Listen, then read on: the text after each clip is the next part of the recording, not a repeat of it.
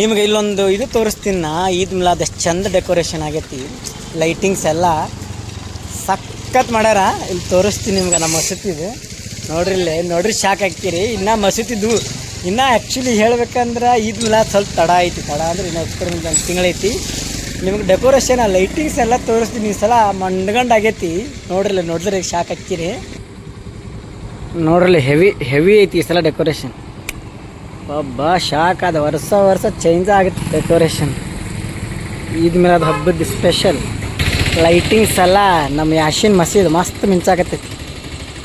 Lightings ಎಲ್ಲ ಭರ್ಜರಿ decoration. ಹಾಂ ಅವತಾ ಆಗೈತಿ ಲೈಟಿಂಗ್. ಈದ್ ಮಿಲಾದ್ ಹಬ್ಬದ ಸ್ಪೆಷಲ್. ಪ್ರತಿ ಸಲನೂ ಏನರ ಒಂದು ಡಿಫ್ರೆಂಟ್ ಡೆಕೋರೇಷನ್ ಮಾಡತ್ತೀವಿ ನಾವು.